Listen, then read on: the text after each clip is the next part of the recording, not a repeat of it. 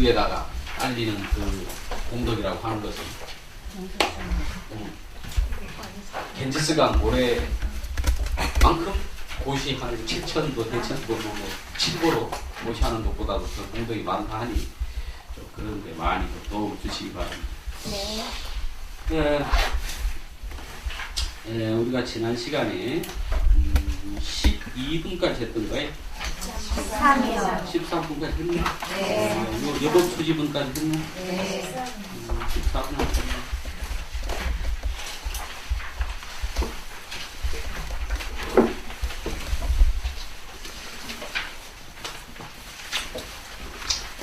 지난 시간에 여법 수지분 법답게 이 금강경을 지니는 법.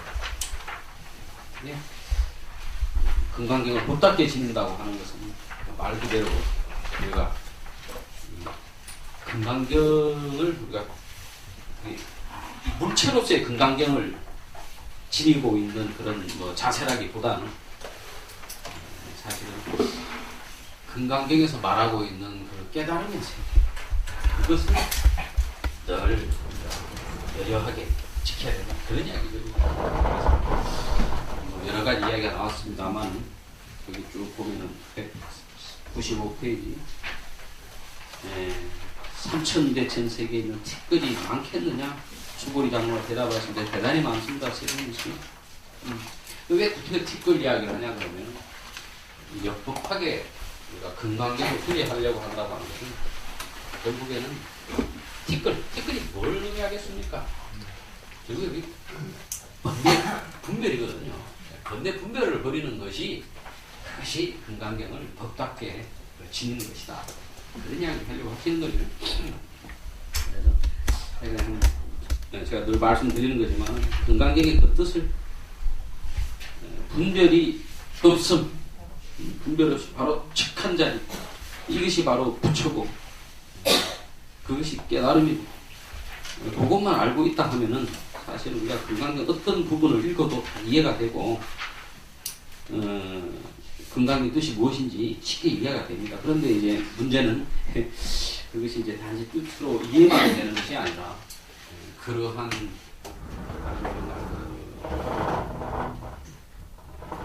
텅 빈 마음, 텅 빈 마음의 상태라 그러면 뭐 마음이 아무 생각이 없다는 그런 이야기는 아닙니다. 일체 생각이 다 있지만 심지어 뭐 번뇌도 일어나지만 그 번뇌가 있는 그 자리에서 번뇌를 하나의 대상으로 딱 생각해서 번뇌에 대해서 이름과 조금들을 붙이면 우리가 거기서 괴로움을 받지만, 번뇌가 있어도 번뇌가 바로 이 자리에서 일어났다 사라지는 것인 줄 알고 있으면 번뇌의 괴로움 속에 있으면서도 텅 비어있다. 마치 불이 활활 타지만 허공은 전혀 불이 타지 않듯이. 그러니까 불이 타는 게 싹 사라져버리는 것은 아닙니다. 불은 탑니다. 불이 타지만 그 불이 타고 있는 허공은 불이 타지 않거든요. 그와 같은 마음 상태를 한번 탁 체험을 하고, 그리고 그와 같은 상태가 우리 일상에서 늘 여여하게 해야 됩니다. 그것이 이제 그런 상태를 한번 탁 체험을 하는 것은 어떤 면에서는 쉬울 수가 있어요. 쉬울 수가 있는데 그와 같은 체험을 한번 했다 하더라도 그것이 늘 여여하지는 않아요. 그래서 또 이제 까르마가 업이 싹 다가오면은 또 금방 또 그 체험했던 걸 잊어버리게 되기도 하고, 또는 그때 내가 참 텅 빈 그런 체험이 있었는데 그게 정말 내가 제대로 깨달은 하는 의심도 생기고 그렇습니다. 그러나 한번 체험을 하고 또 그 이후에도 하여간 그 자리를 놓지 않고 그냥 신심 발심한 그 뜻대로 가다 보면은 그 텅 빈 자리가 이제 점점 그게 이제 우리가 평상시는 우리 일반 중생들은 분별하는 것이 기본이고, 그럼 텅 빈 상태 체험이 안 되는데 나중에 이제 그 수행이 점점 되면은 그런 체험을 하고 그게 이제 계속 그런 게 유지를 하다 보면은 그 텅 빈 상태가 현존하고 그 상태가 그것이 이제 중심이 되고, 분별은 어쩌다가 이제 한 번씩 분별이 되는 거예요. 내가 필요할 때 분별하는 거예요. 필요할 때. 그래서 그것이 내 일상적인 상태가 되면 생사에 두려움도 없고 또 생사 없어지는 건 아니야. 생사가 분명 오는데 생사에 두려움도 없고 예를 들면 이제 그런 거예요. 옛날에 이제 부처님께서 깨달은 사람은 한 대의 화살을 받고 깨닫지 못한 사람은 두 대의 화살을 받는다. 이야기를 하잖아요. 그 말이 뭐냐면 지난 시간에 이야기 듣는다는데 화살을 맞으면 깨달은 사람들은 아이고 아파라 이라고 바로 화살을 빼버린다 이 말이에요. 그런데 중생들은 탁 화살을 맞으면 아이고 아파라 하고 난 다음에 그 다음에 놈이 쌌노 이렇게 하거든요. 놈이 쌌노 이놈 내가 확 이놈을 죽이지 않고서는 내가 죽을 수가 없어. 이런 식으로 해가지고 두 번째 이 고통을 만든 거예요. 근데 이제 그와 같이 평민자리를 깨닫는 사람들이라 하더라도 인과를 어찌할 수는 없어요. 인과를 받습니다. 인과연에 따라서 과를 받되 그 과가 실체가 없이 텅 빈 거라는 걸 알게 되면 그리고 그 과를 받은 나도 텅 빈 존재라고 하는 것을 알게 되면 안다고 하는 게 이게 그냥 머리로 이해하는 게 아니고 정말 그 지도이 있어요. 텅 색즉시공 공즉시색. 뭐 색즉시공 공즉시색에 대해서 뭐 과학자들이 이야기하기를 원자를 쪼개고 하니까 그 안에 텅 비어가지고 텅 빈 공간만 있더라. 그래서 색이 곧 공이고 공이 색이 그런 거 아니거든. 그런 거 아니에요. 그런 거 아니에요. 그냥 우리의 마음이 그냥 텅 이렇게 분명히 있지만 그냥 텅 비어있는 그것이 그냥 우리 마음으로 그냥 느껴지는 거예요. 그렇게 되면 반야신경의 색즉시고 공즉시색이라는 말이 전혀 어렵지 않습니다. 무안입이설실의 무색성향 미촉법, 안입이설실도 없고 색성향 미촉법도 없고 이해가 잘 안 되죠.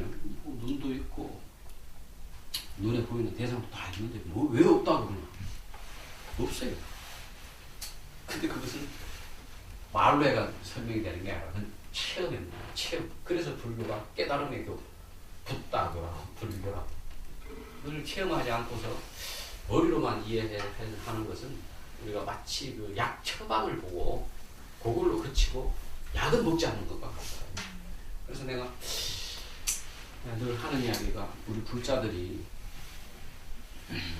그 깨달음 체험 다 해야 되는 거예요. 여기 있는 분 다 해야 되는 거예요.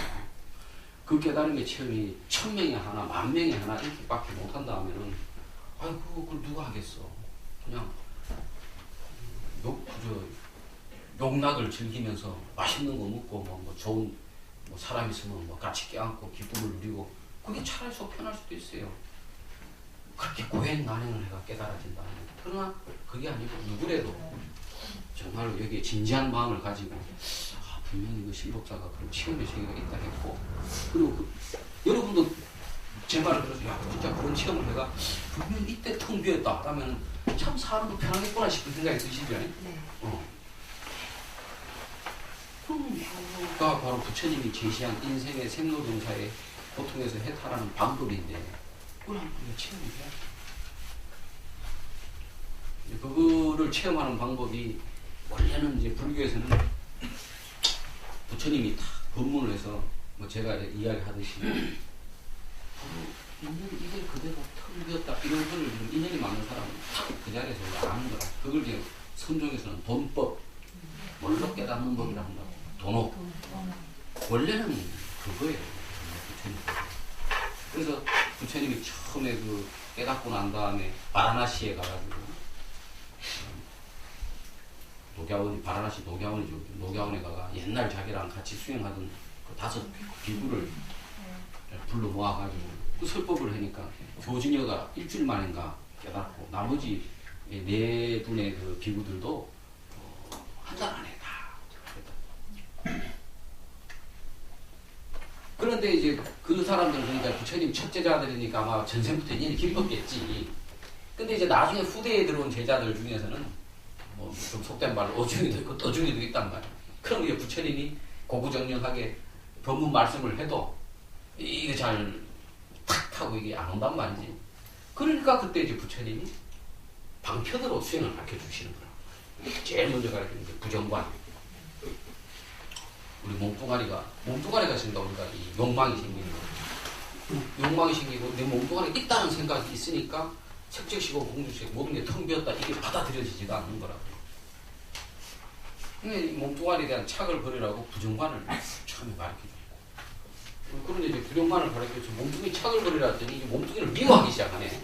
그래서 막 자살을 하고 그러는 거야 수행자들이. 그래서 윗바사나를 알려주시고 4년치라고 하고 미얀마에서 이걸 나중에 조금 변형을 시켜서 요즘에 이제 윗바사나 우리나라에서 유행을 하고 있습니다. 그래서 어떻게 보면 수행이라고 하는 것은 방편이에요. 인연이 많은 사람은 법문을 듣다고 뭘로 알 수가 있는 거예요. 하다못해 담배를 한 대 피우다가도 그 텅 빈 자리가 다 왜냐하면 그 자리라고 하는 것이 우리 없는 자리가 아니고 우리 멀리 가서 보는 자리가 아니고 지금 이 자리 이거란 말이야. 이게 지금 우리가 가만히 아무 노력을 안 하고 있어도 지금 이 순간이 계속 생기고 있잖아. 지금 이 순간이 내가 뭐 노력해서 이 순간아 있어라. 이 순간아 밤이 되어라. 아침이 되어라. 뭐 숨을 쉬어라. 배가 고파져라. 우리가 이걸 의도적으로 내 생각으로 의지적으로 하는 게 아니잖아요.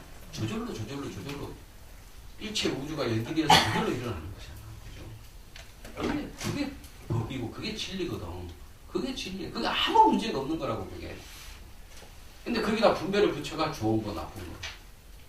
부처 중생. 이러니까 그때부터 천국 지옥. 그러니까 그때부터 천국 지옥이 생기고 부처 중생이 생기고 그렇게 된 거란 말이야.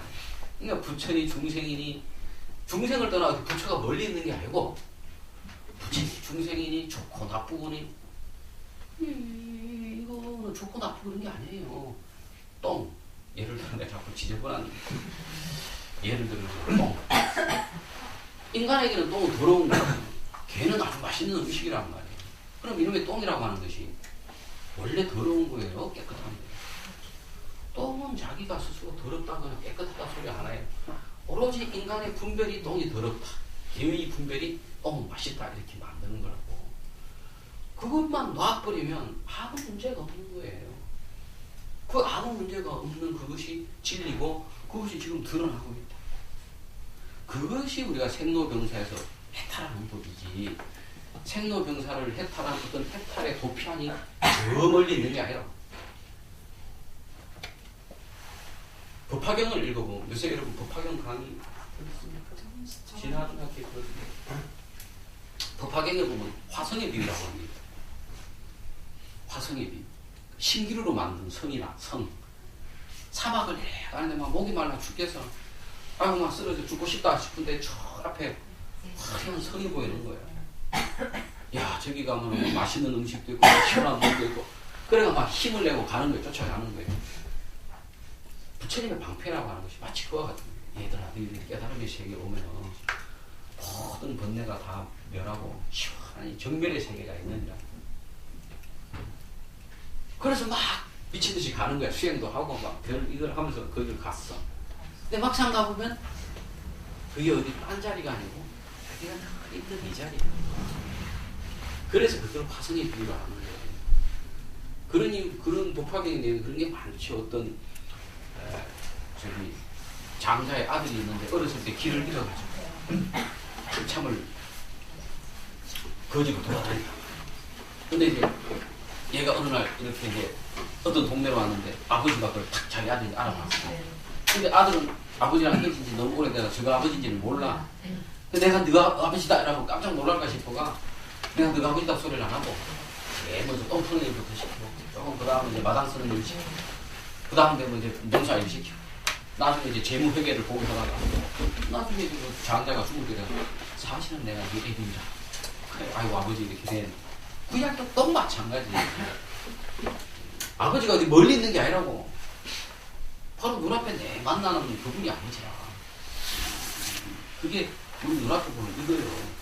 근데 이것을 우리가 분별이 가려있으니까 아버지를 물어보고 그게 또 그런 이야기가 있습니다. 어떤 친구가 아주 고생을 하길래 친구한테 보석을 비싼 보석을 준다고 어디다 주냐면 그 사람이 늘 입고 있는 또 여기 이제 요거 이제 탁 타가 요 안에 싹 집어준다고. 근데 이 사람 그것도 모르네 막 고생을 하는 거야. 10년쯤 세월이 지나 그 친구 와가지고 야, 이 사람아, 내가 자네에게 참 진귀한 보석을 줬는데 어찌 아직도 고생을 하나? 자네 언제 나한테 보석을 줬냐? 아, 이 사람아, 자네 옷복을 뜯어보기 요 안에 내가 큰 보석을 숨기고 갔는데 그걸 못 찾았는가?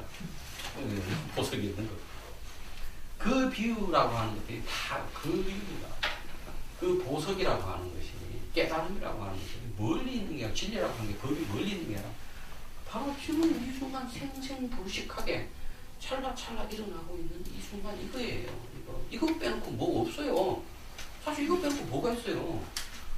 우리가 나중에 죽어서 천국을 간다 하더라도, 천국을 가더라도 그 순간에 천국, 그 순간에 그 순간, 천국이 그 순간이라고.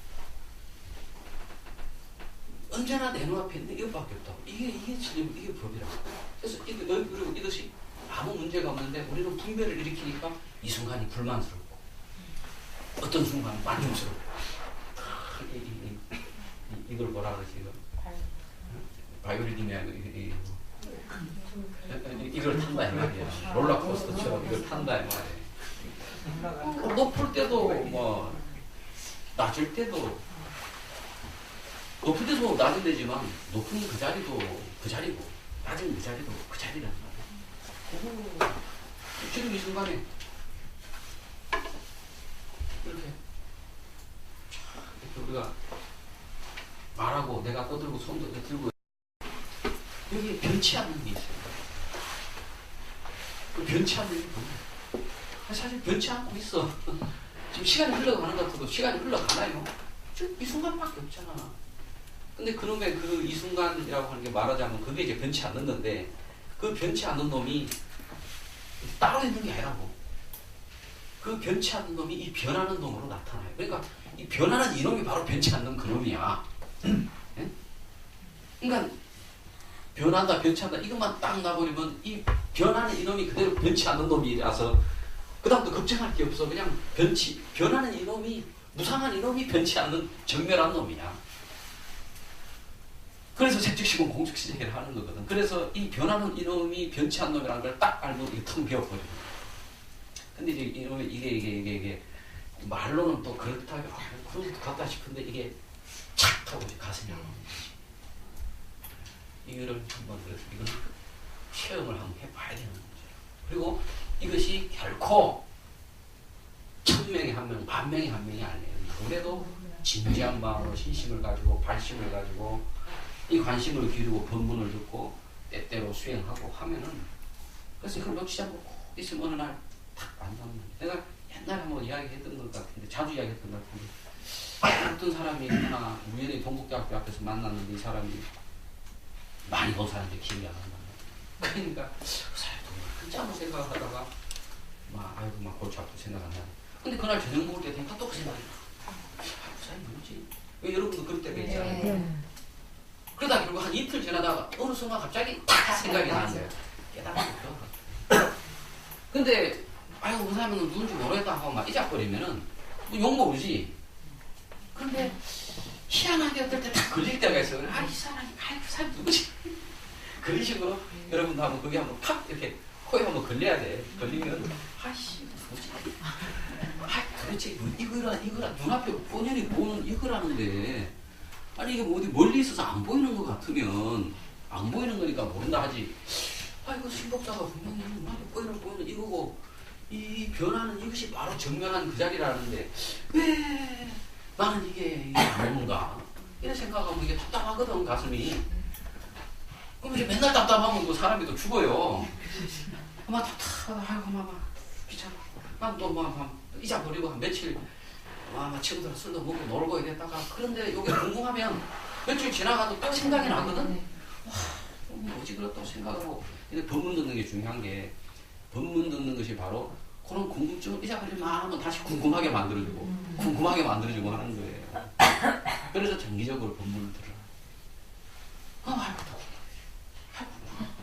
그래 그거를 더 가슴에 들고 있다 보면 어느 날 시절 인연을 탁 만나면 그냥 눈앞에 그래 뻔히 있는 이거구나 하고 탁 알아지는데 그것이 뭘 특별히 알아서 알아지는 게 아니라 사실 내 속에 있었던 어떤 한 분별 그것을 나누고 있던 한 분별이 어떤 인연에 의해서 한 커튼이 한번 싹 치워지는 거야. 그때 아 하고 아는 거야. 근데 그렇지만은 우리가 늘 분별해 오던 그 습이 있기 때문에, 업이 있기 때문에 오늘 한번 커튼이 싹 치워졌다가도 다시 커튼이 탁 쳐져 버려. 그럼 내가 제대로 한 게 맞는가? 그날이 확실한 날인가? 의심이 오거든.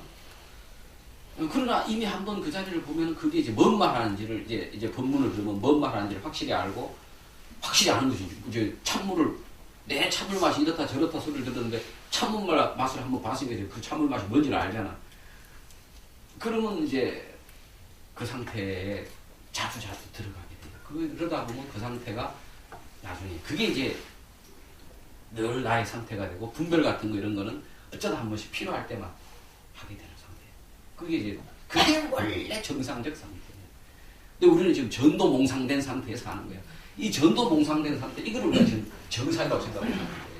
원래는 그 상태가 정상의 상태. 그러니까 깨닫지 못함이 아니고 깨달은 그 상태가 원래 정상의 상태고 지금 이 상태가 지금 미몽에 빠져서 전도몽상된 상태. 반화신경이 멀리 전도몽상이다. 멀리 뒤집힌 꿈에 오랫동안 긴 환영의 삶 속에서 살아왔거든요. 그렇게 돌아가겠고 그게 불법이에요. 어렵지가 않다고. 근데 이제 예전 스님들이 내가 봤을 때 깨달음이라고 하는 거를 너무 좀 어렵게 말씀을 하시는 거예요. 옛날 스님들이. 그렇게 어렵다 생각할 필요가 없어요. 금방 내가 이야기한 대로 늘 그거에 대한 좀 의문을 가지고 신신 말씀을 해서 그게 뭐 바로 이거라 이 생각을 가지고 있다 보면 분명히 내가 결국에 그 사람 우리 동국대하고 신한은행에 돈 내주는 사람이 내가 탁 기억을 해냈듯이 은행에 돈 내주는 사람이니까 내가 그냥 통성명도 한 적이 없고 근데 이제 은행을 자주 가니까 얼굴은 봤고 그러니까 이게 이제 생각이 안 났는데 그 사람 이념이 그러니까 이거는 공부를 많이 한 사람이야. 적게 한 사람. 뭐 몸에 장애가 있거나 장애가 없는 정상이거나 학식이 뭐 박사를 받은 나나 아니면 저 산골에서 그저 농사일이나 지금 할머니 아무 관계가 없는 거야. 그거를 체험하는 거야. 그러니까 나는 공부가 많이 안 돼가 불법 공부가 내가 아직 많이 안 돼가 못한다. 그런 거 없어. 이 자리를 그냥 탁 처음에 가는 거가 뭘 공부한 거하고 뭔 관계가 있냐고. 내가 다리가 불편해가 다리를 지었는데 내가 지금 되게 좌선이 안 되니까 안 될 텐데 그런 거 아니라고. 좌선에서 하는 게 아니라 이 순간 다리 쫀득거리는 그 순간이 그 순간이야. 나는 계행을 지키지 못해가지고 깨닫지 못한다. 나는 지은 죄가 많아가 업장이 두꺼운 그런 거. 업장 두꺼운 그 자리가 바로 그 자리인데 그거를 늘 생각을 하시고 그래서 제 말을 잘 들어서 내가 봤을 때 이 자리가 열아홉 아까 시간에 19 학생들이 수업에 넣는데 그 중에 18분은 금생에 다 깨닫습니다. 2명은 못 깨닫습니다. 그 2명도 다음 생에 깨닫습니다. 이렇게 이야기하면은 사람들이 어떻게 생각하는 줄 알아? 그 깨닫지 못하는 그 2명이 서로 나구나.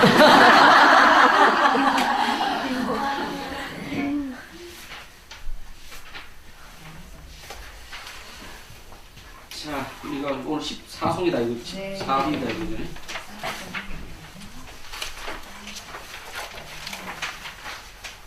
내가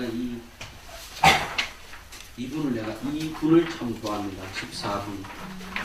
이상 정렬분. 왜냐면은, 여기 보면은, 수고리가 감동해서 눈물을 흘리는 장면이 나오는 여기가 이제 체루비읍이라고 하는데, 체루비읍이라고 하는 게 엉엉엉 울면서 다 똑같은 눈물을 뚝뚝뚝뚝 흘리는 것을 체루비읍이라고 해요. 얼마나 부처님 말씀에 감동을 받았으면, 그러냐고. 내가 예전에 그 대학교 다닐 때, 이제 학부 다닐 때 아침 저녁으로 금강경을 많이 좀 한 7도 한 3독, 4독을 늘 했는데 한 6개월 정도를 계속 했는데 이 대목 체로비업 그 대목에 가면 나도 모르게 나도 막 눈물이 내가 그때 금강경 뜻도 몰랐어요. 그 이상해 그 대목만 되면 눈물이 확 나. 그게 아마 뭐 저기 요새 뭐 가을 이제 거의 끝나갈 때 벌써 입동에 들어왔는데 옛날에 그 유명한 패티김 노래 가을을 남기고 떠난 사람 노래 부르면 가슴이 치대어 슬프듯이 아마 독경하는 것도 많이 독경을 하다 보면 이게 좀 약간 노래 부르는 타령 비슷하게 되거든. 그러면서 체로비업 하면서 이렇게 수고리가 오는 장면을 착 생각해 나도 모르게 감정이 툭 북받치면서 나도 참 몇 번 울었던 기억이 나요. 그래서 이 대목을 참 좋아해. 읽으면서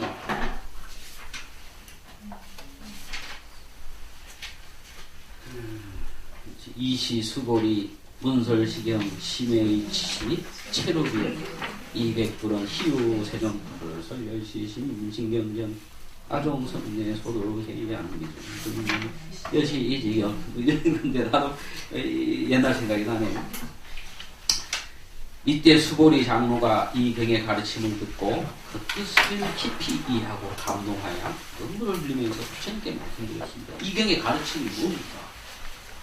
이 경의 가르침. 이경의 가르침이죠. 이 경의 가르침이 뭐냐? 금강경의 가르침이 뭐냐? 금, 리, 가르침. 이 순간. 도가 뭡니까? 손들 필요도 없어요. 도가 뭡니까? 이게 이미 도가 드러나는 자리예요. 내가 있어 도가 뭡니까? 소리를 내는 게 아니라고. 그게 보면 이 법 자체가 도가 뭡니까? 하는 말을 만들어내는 거예요. 어떤 면에서 본다면 도의 관점에서 보고 나라고 하는 것도 도가 만들어낸 한 분배일 뿐이에요. 이것과 이 법의 나와 이 법의 세계가 하나로 그냥 한 덩어리와 같이 있는 거거든요. 한 덩어리. 그 한 덩어리인데 분별 속에 있으니까 나가 있고 내가 아는 이 세계가 있으면 이것이 바로 이 경의 가르침이에요. 이 강의 가르침을 듣고 그 뜻을 깊이 이해하고 감동하여 눈물을 흘리면서 부처님께 말씀드렸습니다. 드무신 분 세존이시여 부처님께서 말씀하신 이러한 깊고 깊은 뜻의 가르침은 제가 지혜의 눈이 열린 뒤로도 일찍이 들은 적이 없습니다.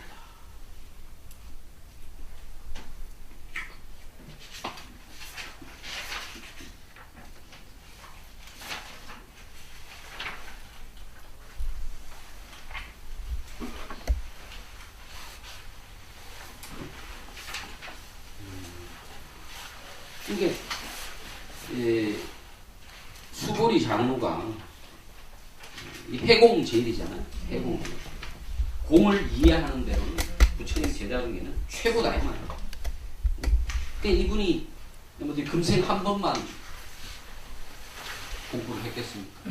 세생생 지혜를 공부를 하고 지혜를 닦아왔겠죠. 그래서 아마 전생에도 많은 나름의 깨달음이 있었을 텐데 그럼에도 불구하고 제가 지혜의 눈이 열린 뒤로도 일찍이 들은 적이 없습니다. 세존이시여 만일 어떤 사람이 이 가르침을 듣고 신심이 청정하면 곧 참된 가르침이라 여기는 마음이 생길 것이니 이 사람은 반드시 끝나는 드문 공덕을 이룰 것입니다. 그래서 사실 세상 사람들은 말이죠. 깨달음의 세계라고 하는 것을 깨달음의 세계라고 하는 것은 해탈의 세계고 열반의 세계란 말이죠. 그것은 열반이라고 하는 말 뜻에서 우리가 알 수 있겠지만 꺼져버렸다. 뭔가 꺼져버렸다. 그러니까 지금 이 세계는 뭔가 불타오르는 세계란 말이에요. 그러니까 꺼져버린 세계는 뭔가 이 세계가 사라지고 어디 딴 곳에 있을 거다 생각한단 말이에요. 세속 사람들은 진리라고 하는 것은 내가 살고 있는 똥 싸고 밥 먹고 세수하고 이런 세계가 아니고 정말로 하늘에서 푹 날아다니고 신통이 자제하고 이런 세계가 진리의 세계일 거라고 보통 사람들은 생각을 해갖고 그리고 그렇기 때문에 그 세계는 아주 열심히 수행을 해야만이 도달하는 세계라고 생각한단 말이에요. 내가 지르게 개울도 안 지키고 내 술이나 먹고 담배나 피우고 그저 예쁜 여자 지나가면 천안하고 이래가지고서는 깨달을 수 없다라고 생각할 거예요. 누구나 그렇습니다. 그런데 부처님의 가르침 지금 그게 아니냐. 바로 바로 그게 깨달음의 그게 세계다. 깨달음의 세계와 네가 살아가는 이 세계가 둘이 아니다 이 말이에요. 왜 이게 믿어지냐고. 처음에는 딱 들으면 이게 안 믿어집니다. 말도 안 되는 소리. 바로 이 세계가 너무 힘들고 괴롭기 때문에 이 세계를 벗어나가 정면의 세계로 갈라 하는데 부처님은 어째서 이 괴롭고 힘든 세계 이 자체를 그 깨달음의 세계라고 하느냐. 물론 다르긴 다르죠. 산은 산이요 물은 물입니다. 처음에 중생들에게서. 근데 한참 공부를 하다 보면 산은 산이 아니요 물은 물이 아니게 됩니다. 그리고 나중에 단순히 깨닫게 되면 다시 산은 산이요 물은 물입니다. 처음에 산은 산이요 물은 물인다고 마지막에 산은 산이요 물은 물이 똑같지만 한 바퀴로 돌아갔다고 하거든. 이것이 그 자리는 그 자리입니다만 똑같은 자리입니다만 또 다르지. 분별이 한번 떨어졌느냐 안 떨어졌느냐 그게 또 다르기도 합니다. 어쨌든 그러한 깨달음의 세계라고 하는 것이 바로 우리가 이 자리에 있는 것이지 이것을 벗어난 자리에 있는 것은 아니다 이 말이에요. 근데 그러니까 보통 사람들은 이 말을 믿지를 못하는데 신심이 청정하면 믿는 마음이 깨끗하다. 그러니까 믿는다라고 하는 거 이거는요. 무조건 믿어라 이래가 절대 안 믿어집니다. 믿어라 해서 무조건 안 믿어집니다. 믿어라 해서 무조건 믿었다. 이거는 우리가 믿음이 아니라 세뇌당이다. 세뇌당. 하도 계속 똑같은 걸 입력을 하면 막 그것이 거짓말이라도 믿게 돼. 그것은 세뇌라 세뇌. 믿음이라고 하는 것은 정말로 내가 눈으로 보고 귀로 듣고 맛으로 봐가 근데 그래도 못 믿는 경우가 있어요. 우리가 직접 내 눈으로 봤는데도 야 진짜 본 거 맞나? 저게 내가 어젯밤에 분명히 뭘 귀신을 봤는데 진짜 귀신이 있는가 없는가? 내가 뭔가 헛걸을 봤나? 눈으로 보고도 안 믿는 사람도 많이 있어요.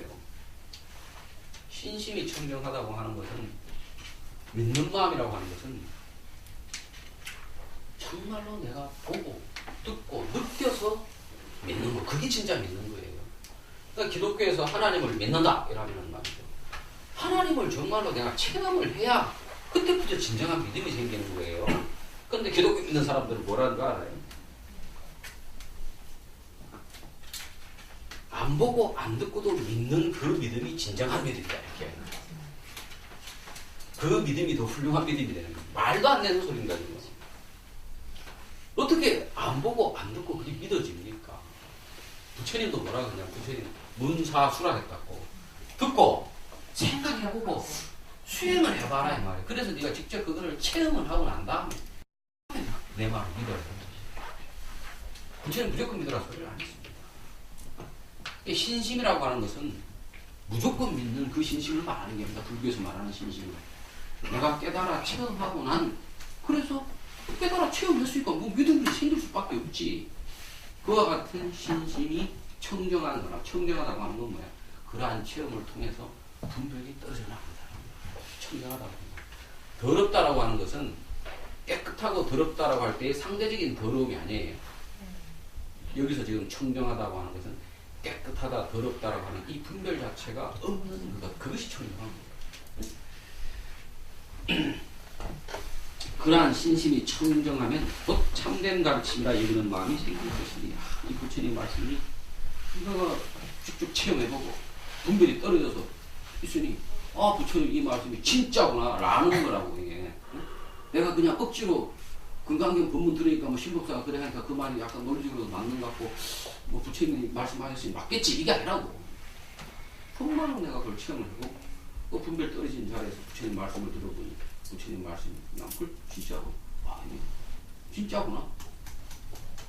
부처님 말이라서 말이 아니고 정말 진짜니까 그게 믿는 거지. 뭐 부처님 말이라고 믿는 거 아닙니다. 절대로. 참된 가르침이라 여기는 마음이 생길 것이니 이 사람은 반드시 어떤가는 드문 공덕을 이룰 것이다. 어떤가는 드문 공덕. 어떤가는 뭐 유일한 거지. 드문 것도 아니고 유일한 거지. 어떤가는 최고니까. 왜 어떤가는 공덕이니까?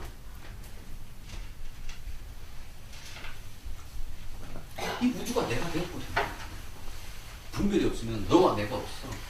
이 한 덩어리 법계가 그냥 이 법계가 바로 나고 나가 바로 법계고 이렇게 돼버려. 나와 너랑은 분별이 사라져버려. 그럼 이 세상 모든 게 다 내 거야. 내 집안 일이라고 이게. 그걸 이제 성가에서는 깨닫고 보니 이 세상 모든 일이 내 집안 일이구나 이렇게 표현을 하거든. 그런 상태를. 그러니까 그러한 게 단지 어떤 문학적 표현이 아니고 실질적인 그 체험이에요. 저기 떨어지는 낙엽이 바깥에서 나가 있고 떨어지는 낙엽이 다른 낙엽이 떨어지는 그것이 우주 전체로서 우주 전체야. 지금 까마귀가 항상 깍 할 때 그 깍 하는 그 소리가 그게 그냥 우주 전체예요. 나를 포함한 우주 전체. 내가 있어서 까마귀 깍 소리를 듣는 게 아니에요. 까마귀 깍 소리 자체 그 소리를 듣는 그 순간 까마귀 소리 듣는 나를 나누면 세계가 나눠지는데 까마귀 깍 할 때 그 깍 그 자체로만 딱 있으면 나도 없고 까마귀 소리도 없고 그냥 까마귀 소리도 없지만 그냥 그것으로 그것이 하나의 우주인 거라. 그리고 그게 진짜 난 거라. 그게 참나라. 그러니 이 공덕이라고 하는 것은 어떤가 그게 바로 어떤가 공덕이고 어떤가 수행을 통해서 우리가 얻을 수 있는 최고의 이 우주 전체를 내 걸로 가져. 옛날에 우리 어릴 때 영화 보면 마징가 제트에 헬 박사라는 사람이 있는데 이 헬 박사가 로트 군단, 아소라 백작, 뭐 브로켄 백작 이런 사람들 이용해서 지구를 정복을 하려고 그래. 네? 그런 어렸을 때 제 보면 많아요. 우주를 정복할 필요가 없어요. 우주가 원래 내 건데, 우주가 원래 나인데 뭘 우주를 정복을 하냐. 그게 최고의 공덕이지. 그리고 옛날에 천하의 영웅 호걸들이 천을 통일을 해가지고 어쩌고저쩌고 웃기는 소리다. 세존이시여 여러께서는 참된 가르침이 곧 참된 가르침이 아니기 때문에 참된 가르침이라고 말씀하십니다. 여령이 참된 가르침, 그 이제 불법이죠. 불법인데 그 불법이 참된 가르침이 아니기 때문에 우리가 부처님의 참된 가르침이라고 하는 것은 뭐냐 그러면 바로 이 자리 이거란 말이야. 이 변화에 관한 이것이 변하지 않는 거란 말이야. 착적시공 공덕에서 이 변하고 있는 것이 이 순간순간 변하고 있는 이 물결이 바로 물이란 말이에요. 그러니까 어때요?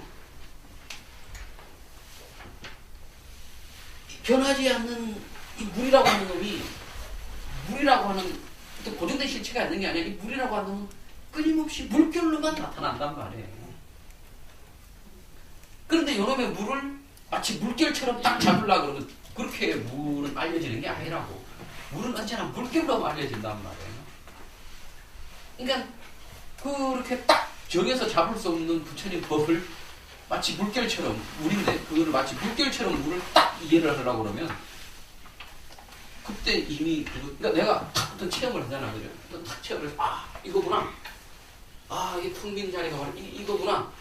그 체험을 하는데 보통 사람들이 실수하는 게 그 체험 그거를 깨달음이다라고 생각도 안 하고 그러한 체험이 딱 오는 순간에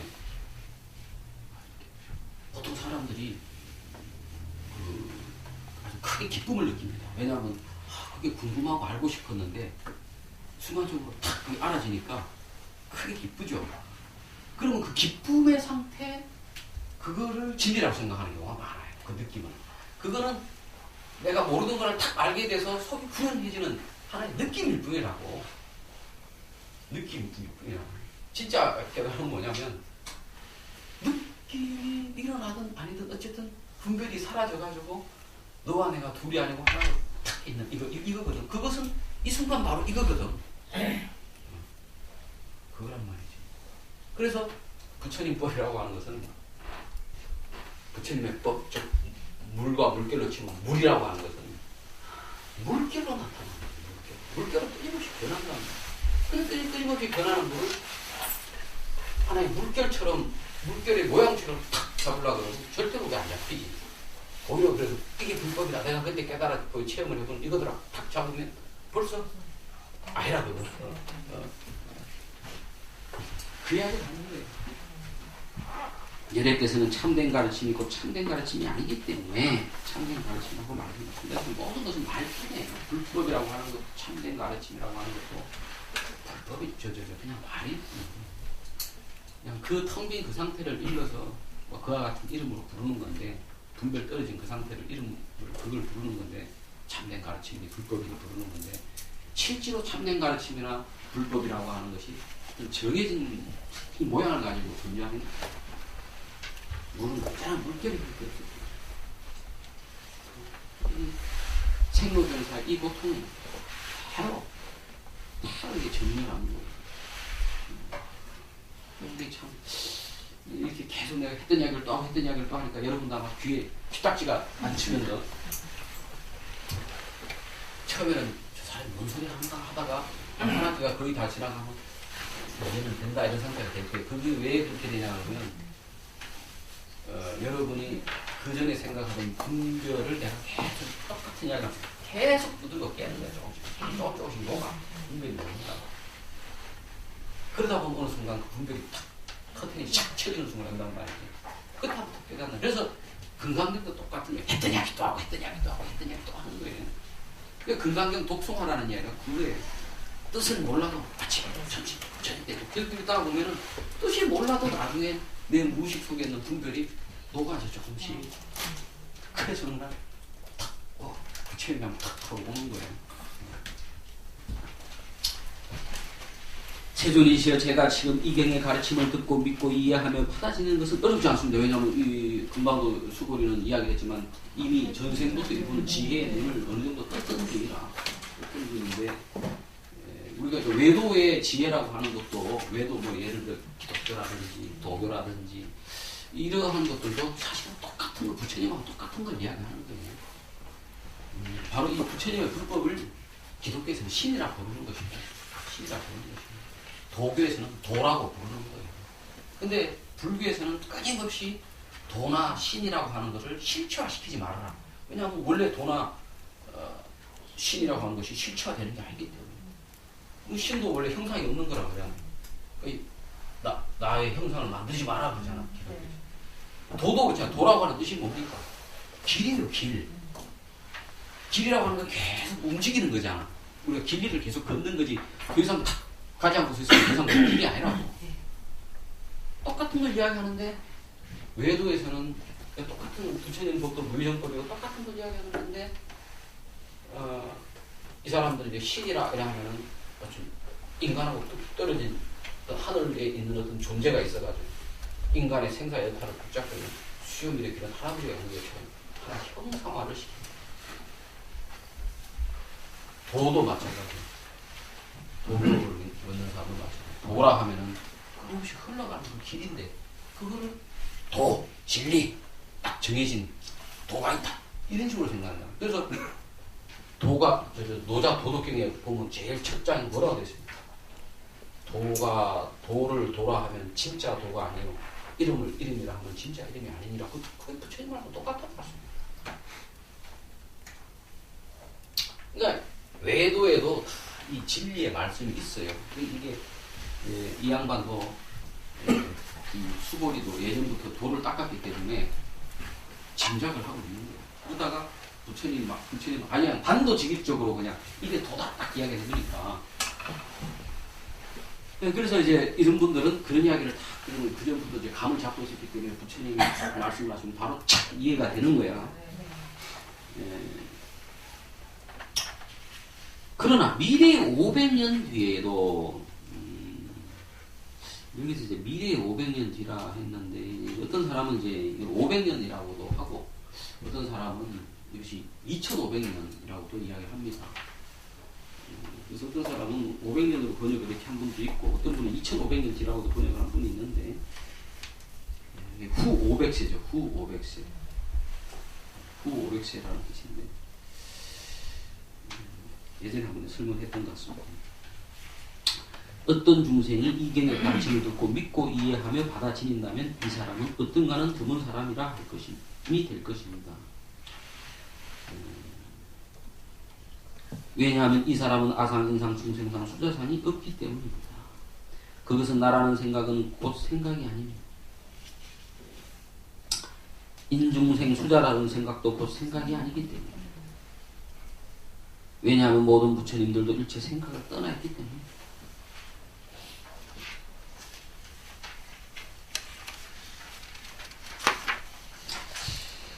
요 대목이 지금 번역이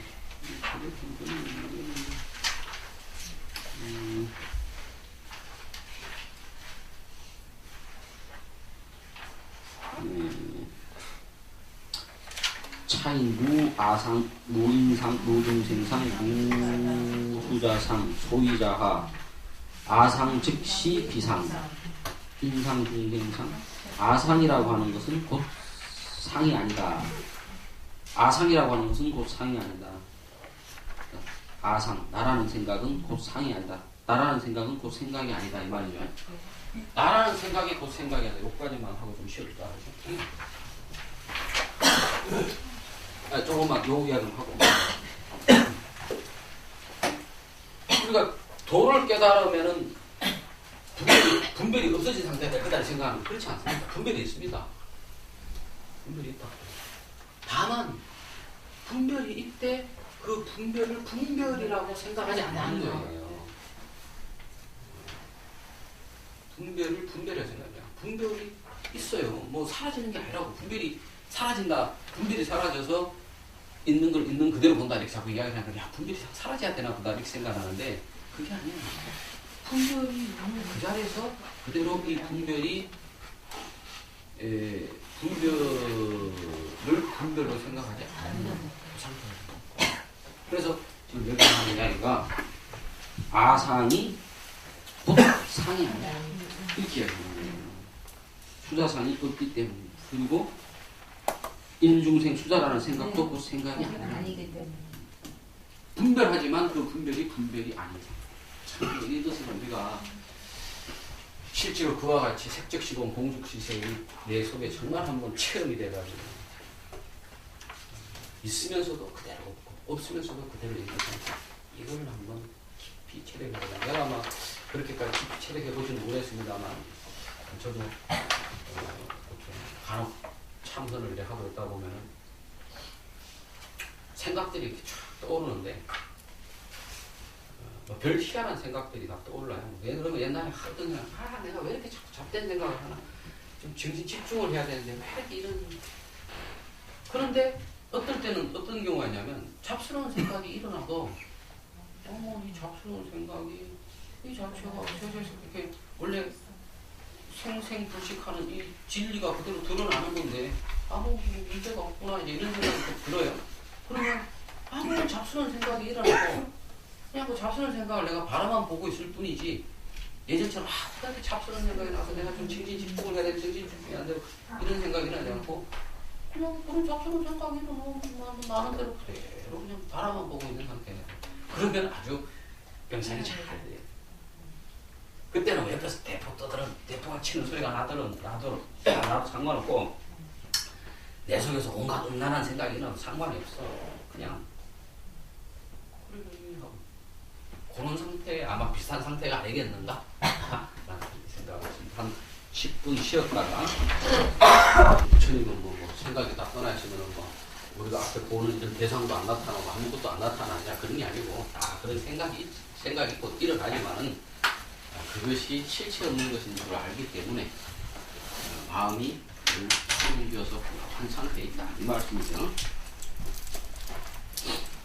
부처님께서 수보리 장로에게 말씀하셨습니다. 그렇고 그렇다. 수보리 이 말이 맞다 이거는. 만약 어떤 사람이 이경의 가르침을 듣고 놀라지 않고 두려워하지 않으며 무서워하지 않게 된다면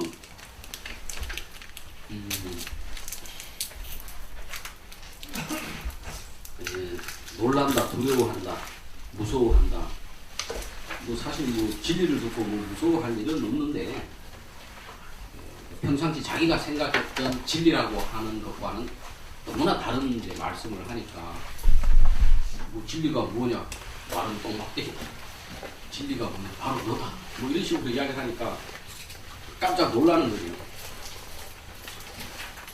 그러나 그게 깜짝 놀라지 않고 그것이 바로 진리인 거 그게 바로 진리구나를 바로 이렇게 알아버리는 사람. 전인 법문을 듣고 바로 그 자리에서 진리를 통달하는 이런 사람들은 대단히 드문 사람인 줄 알아야 합니다. 왜냐하면 수보리야 열애께서는 으뜸가는 왕성이 곧 으뜸가는 왕성이 아닌 것이 으뜸가는 왕성이라고 말씀하시기 때문에 으뜸가는 왕성 이게 이제 제1 바람일을 번역을 으뜸가는 왕성으로 이제 이 스님이 번역하신 스님이 제1 바람일을 으뜸가는 완성을 이렇게 표현을 하셨어요.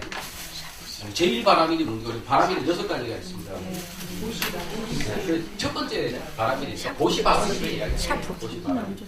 바람일이라고 하는 것은 도피안이라고 우리가 번역을 하면 도피안. 그러니까 여기가 아니고 저쪽에서 약간 저쪽의 세계, 즉 이 번뇌의 세계가 아니고 번뇌를 벗어난 해탈의 세계. 그거를 이제 바람일이라고도 하기도 하고 또 어떤 성취, 완성 이런 뜻으로 씁니다. 바람 있다라고 하는 이 단어를. 그래서 아마 이분이 번역을 할 때는 그런 식으로 바람 있다를 완성으로 번역을 하신 것 같아요. 그래서 제1 바람일을 으뜸가는 완성 이렇게 말씀을 하시는데 그 6가지 바람일 중에 제일 첫 번째 바람일인 보시바람일을 이야기하는 겁니다. 즉 보시바람일이라고 하는 것이 보시바람일이 아니요. 바로 그렇기 때문에 그것이 보시바람일이다. 뭐 지금까지 했던 얘기 똑같죠. 보시를 하면서 내가 보시를 한다라는 상이 있다 그러면 그것은 진정한 의미의 보시가 아니라는 말이에요. 보시라고 하는 것이 우리가 내 것을 남에게 준다. 이것이 뭐 가장 보시의 기본적인 뜻이긴 합니다만은 사실 불교에서 말하는 보시라고 하는 것은 결국에 나를 버리는 겁니다. 나를 버리는 것. 그게 진정한 의미의 보시예요. 보시가 내 것을 남에게 줘서 남에게 도움을 준다라는 것도 있지만 다르게 말하면은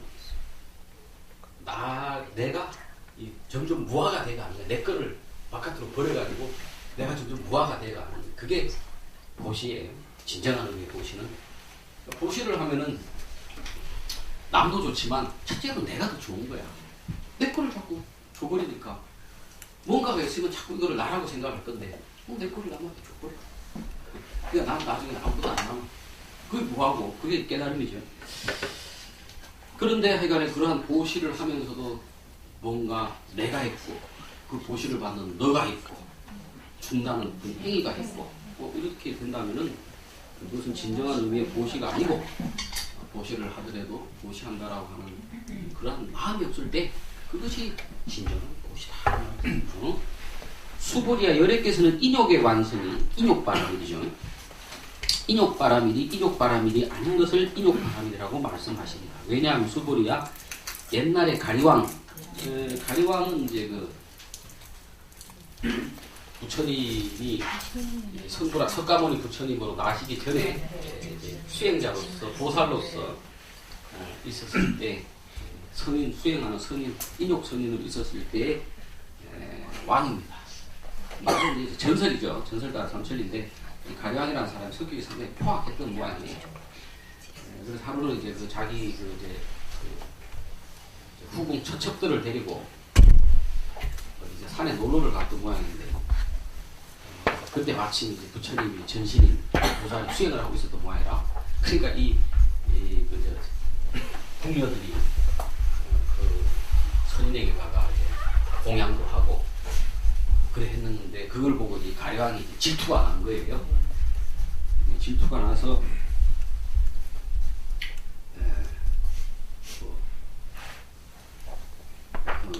너는 뭐 누구냐 물으니까 나는 뭐 수행을 하는 사람이다. 인욕 수행을 하는 사람. 네가 인욕하는 놈이냐 그랬더니 그게 이제 꼴 같지 않았던 거지. 네가 얼마나 인욕을 잘하는가 한번 보자. 이러면서 코를 싹둑 베어버리고 귀를 싹둑 베어버리고 혀를 싹 베어버리고 팔다리를 툭툭툭 자르고 그런 겁니다. 그거를 이제 할절 신체 몸을 그냥 갈갈이 찢고 저를 좀 토막살이 난 거예요. 토막살이를 했는데 옛날에 가리왕이 나의 몸을 베어내던 때에도 나에게는 아상일상 중생사 수장사상이 없었기 때문이다. 옛날 나의 몸을 마디마디 베어낼 기에 나에게 아상일상 중생사 수장이 있다면 반드시 성내고 원망하는 마음이 있었을 것이다. 예, 인욕이라고 하는 것이 우리가 억지로 참아가지고는 절대로 인욕이 안 됩니다. 지금 부처님께서 하시는 말씀 맞잖아. 상이 없어야, 내 생각이 없어야 인욕이 되는 거고. 아까 내가 두 개의 화살 이야기했잖아. 화살을 탁 맞았을 때 분명히 내가 화살을 맞게 된 것은 내가 과거에 저지른 끈이 있었는데 그것이 딱 열이 맞아가 발을 받은 거란 말이지. 발을 받아서 할 수 없지 뭐. 빼면 돼. 빼고 상처를 봤으면 돼. 그런데 원놈이, 보통 사람들은 원놈이 나를 쏴. 그래서 다시 원한을 일으킨단 말이지. 그러고 다시 그게 인이 되고 다시 또 연을 만나면 또 과가 생기고 이 인과가 끊임없이 이어진단 말이죠. 그런데 이때 부처님은 성인이, 그때만 해도 부처님 성인이니까 아직까지 뭐 완전히 부처님은 아니었지만 탁 맞았을 때 맞은 그 고통으로서 그냥 그 자체로 상이 없으니까 아프게 아팠겠지. 아프게 아팠겠죠. 아프게 아팠겠지만 원망하는 마음을 내지 않았단 말이에요. 그러니까 새로운 인연을 짓지 않게 되는 거죠. 이게 이제 노자 도덕경에도 보면 그런 내용이 있습니다. 어떤 사람이 강가에 나가서 아주 한가하게 나룻배에 들어가서 한숨 잠을 잤어요. 잠을 잤는데 한참 꿀잠을 자고 있는데 배가 하나가 쑥 오더니 쿵 하고 자기 배에 부닥쳐서 자다가 깜짝 놀라서 일어난 거야. 아주 꿀잠을 자고 있는데 쾅 해서 깨고 나니까 신경질 나잖아. 놈이 그 눈도 똑바로 안 뜨고 저 배운전 좀 잘하고 빨리 일어나 보니까 이 배가 사고 있는 게 아니고 빈배가 어떻게 물길에 따라오다가 자기 자고 있는 배에 턱 묻힌 거야. 그러니까 화가 확 났다가 화가 안 나는 거야. 그냥 아무 그것이 부닥쳤으니까 이가 똑같은 거예요. 이게 인욕바람이라고 하는 게 내가 억지로 화를 참아서 화를 참는다 그러면 그것은 이미 인욕바람이 아니야. 왜냐하면 화가 이미 화를 참는 내가 있잖아. 그죠? 그런 생각이 있으면 안 돼. 그냥 그 생각 없이 화가 일어나대. 화가 일어나지 않지. 그러니까 탐진이 일어나지 않지. 내가 상이 없으면 화가 안 일어납니다. 다만 고통은 있어요. 왜냐면 몸뚱이가 있으니까 고통은 있다고. 고통은 있지만 그 고통에 대해서 원망하는 마음이라거나 이런 것이 생기지 않는다고. 그러나 이제 그 정도 수준이 되려고 그러면 이게 단순히 깨달아서만 그렇게 되는 것은 아니고 정말 깨달음이 이제 투철해져가지고 아까도 이야기했다시피 늘 우리가 이 현상 이 현상 그대로가 텅 빈 줄을 아는 것이 완전히 나의 일상적인 상태가 된 상태. 그 정도는 돼야 이게 되는 거지. 아무리 한번 그 내가 말하는 그 체험을 했다 하더라도 우리는 오랜 세월에 그 업급에 업이 있기 때문에 뭐 그런 일이 일어나면 바로 그냥 입에서 여기 탁 튀어나온다고. 우리가 운전할 때 제일 그게 극명하게 드러나요. 왜냐하면 운전이라고 하는 게 뭐 우리가 니나 내나 뭐다 요새 운전을 하니까 별거 아닌 거지만 사실 그 목숨 떼놓고 하는 거거든요.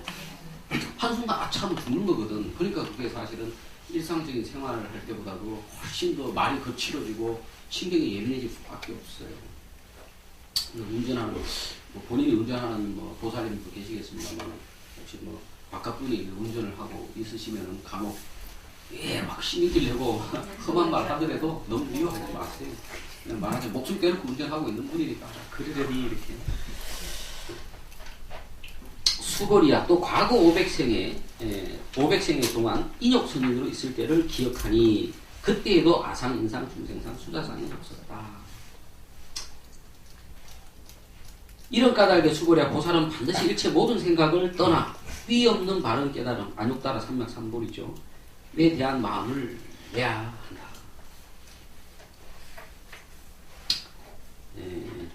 일체 모든 생각을 떠나 무상등 정각에 대한 마음을 내야 한다. 무상등 정각을 얻어야지 이렇게 해서 무상등 정각을 추구하는 것이 아니라 일체의 분별을 하나하나 놓아감으로써 그러한 상태로 간다는 거죠. 그래서 한번 깨달았다고 해서 물론 한번 깨달은 그 자리가 무상등 정각의 자리입니다. 무상등 정각의 자리지만 그 무상등 정각의 자리를 한번 체험을 했다고 그걸로 끝나는 것은 아닙니다. 그러한 무상등 정각의 그 자리가 늘 현존해서 우리가 일체에 걸림이 없게 됐을 때, 그리고 그것이 이제 정말 나의 일상적인 것을 딱 되었을 때, 그때 정도 돼야 우리가 무상등 정각을 확실히 성취했다 이렇게 이야기할 수 있거든요. 그래서 관자신경에도 있잖아요. 반야바라밀에 의지해서 계속 수행해서 마침내 아니구나 삼각삼보를 얻는다 이렇게 돼 있다고. 근데 그 반야바라밀이라고 하는 건 지혜를 깨닫는 그 순간이 이미 사실 무상등 정각의 자리예요. 그러나 그럼에도 불구하고 왜 깨닫는 그 자리가 바로 무상등 정각이고 왜 그 후에도 계속 해가지고 나중에 결국에 마지막에 무상등 정각을 성취하고 부처가 되느냐. 깨닫는 그 자리가 바로 부처라면서 그 차이가 있는 거예요. 깨달았다고 해서 끝나는 것은 아니고 그러한 무상등 정각의 자리를 체험해서 그 체험의 자리가 늘상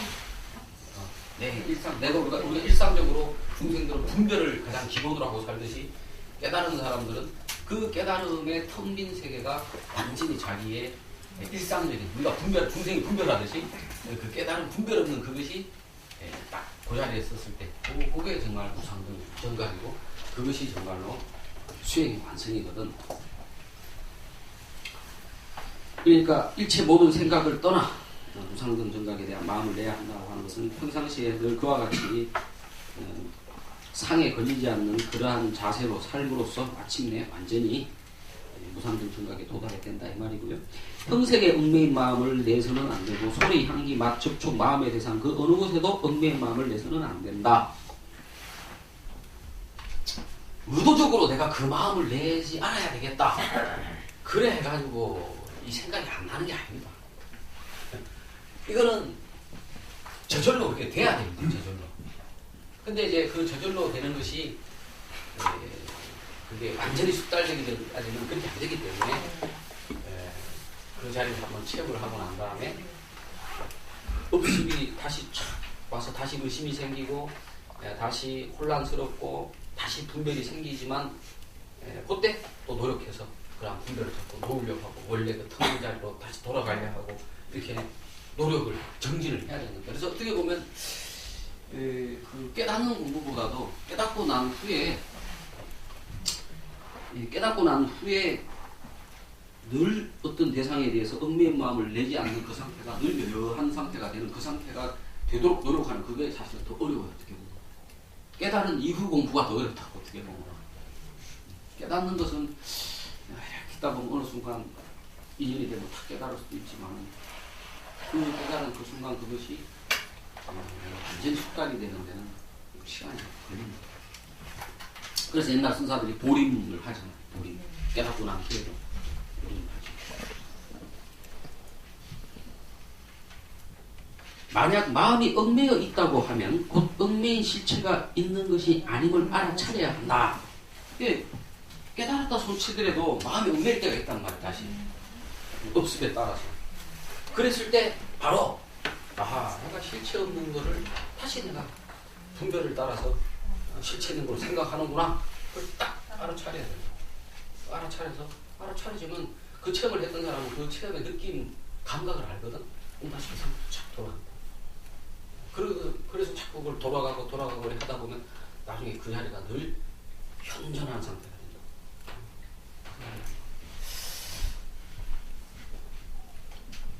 이런 까닭에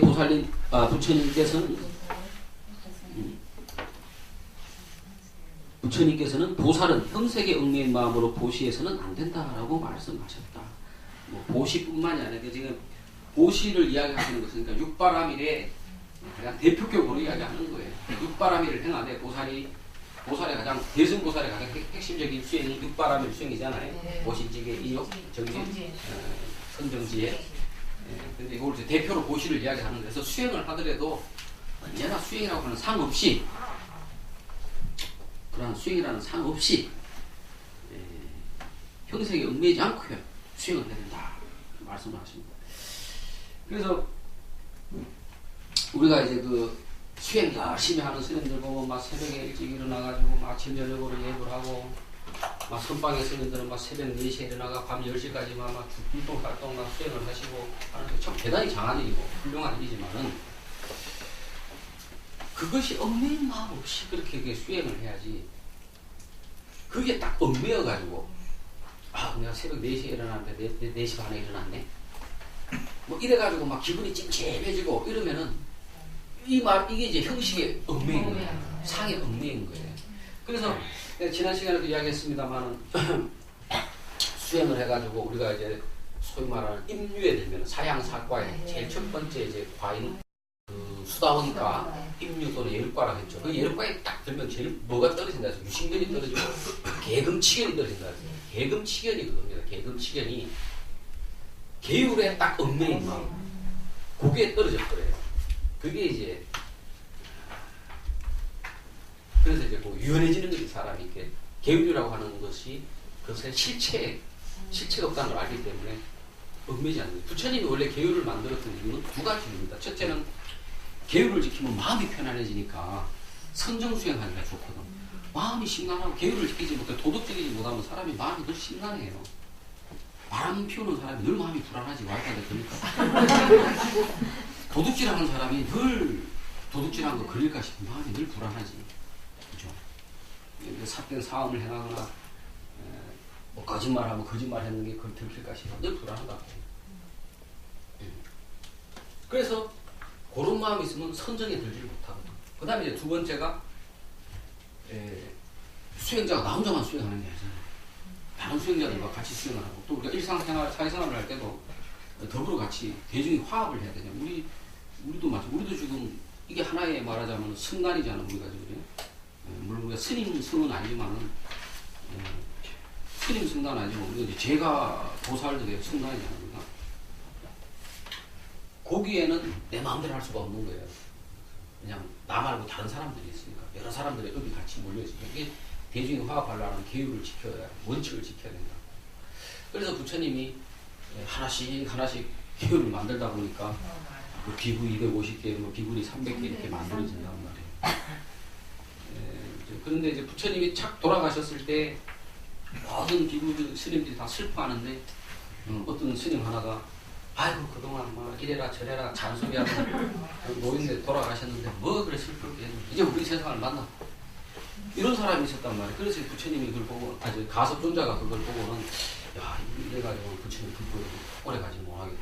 그래서 스님들을 소집을 해가지고 부처님의 경전 말씀과 그 계율 모으는 게 1차 결집이잖아요. 1차 결집인데 계율을 막 모으고 있을 때 아난존자가 이런 소리를 딱 합니다. 어떤 소리를 하면 그런데 부처님이 돌아가시기 얼마 전에 저한테 이런 말씀을 했습니다.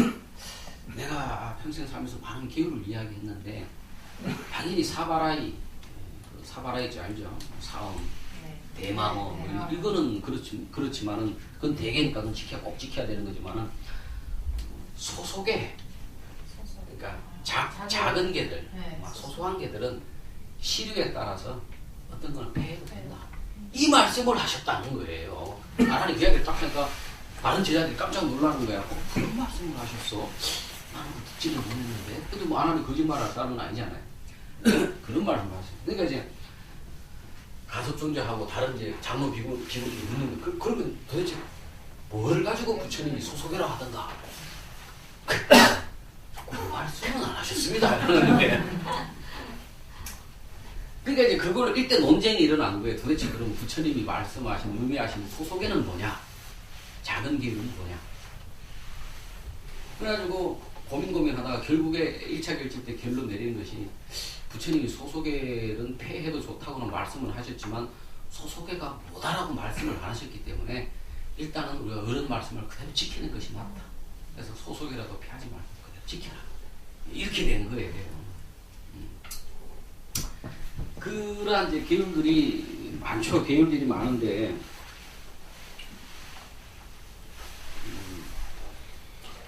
대표적으로 이제 우리가 한국 사람들에게 문제가 되는 계율이 뭐냐? 오신체 계율이에요. 오신이라고 하는 것이 파, 마늘, 달래, 부추, 흥거라고 하는 거예요. 그런데 그게 이제 사실은 뭐 마늘도 우리도 뭐 마늘도 보면 산마늘도 있고 뭐 밭에 나오는 마늘도 있고 파도 뭐 양파, 쪽파, 대파 뭐 이런 것도 있고 인도는 더 종류가 많아요. 그러니까 뭐 구체적으로 부처님이 말씀하신 그 파가 지금 오늘날 어떤 파인지는 정확하게 모르겠어요. 그러나 어쨌든 간에 결국에 그 파라고 그 이제 오신채라고 하는 것은 그거를 먹으면은 자극적인 맛이 있고 냄새가 심하고 그 다음에 이 소위 말하는 감정작용이 있는 거예요. 마음이 성욕이 강하거든요. 정력을 강화시키는 거예요. 이제 그걸 먹지 말라 하셨는데 그게 이제 부처님 그 초기 율전에 보면은 그 오신채를 먹지 생각은 안 들어요. 큰 거라고 하는 거는 우리나라에 없어요. 큰 거라고 하는 것은 내가 인도에 가서 봤는데 우리나라 꼭 순무처럼 생겼어. 순무 펄그비하게 있죠. 순무처럼 생겼는데 요놈을 딱 자르면은 끈적끈적한 하얀 액체가 나와.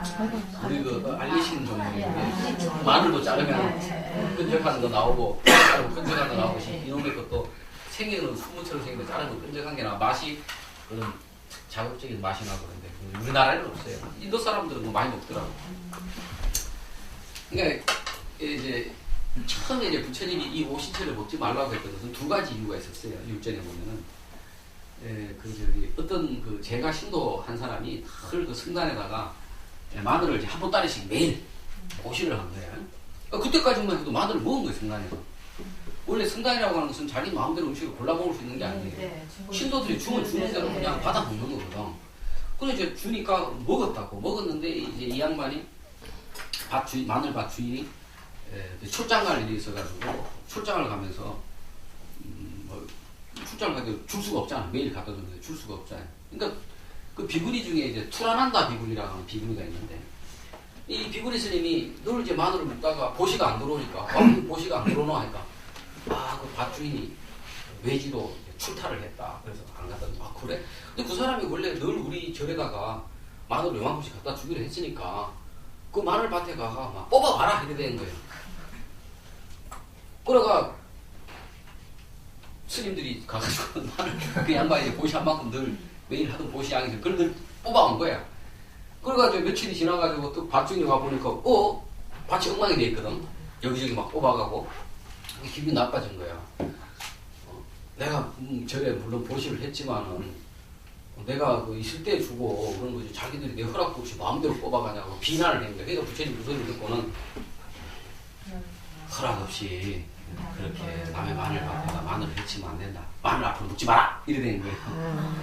그 다음에 이제 그게 첫 번째고, 그러니까 그거는 마늘, 오늘날 우리가 마늘 냄새라든지 마늘을 먹으면 뭐 전력이 좋아서 네가 관계가 없는 이야기예요. 두 번째는 이제 어떤 이야기가 하냐면,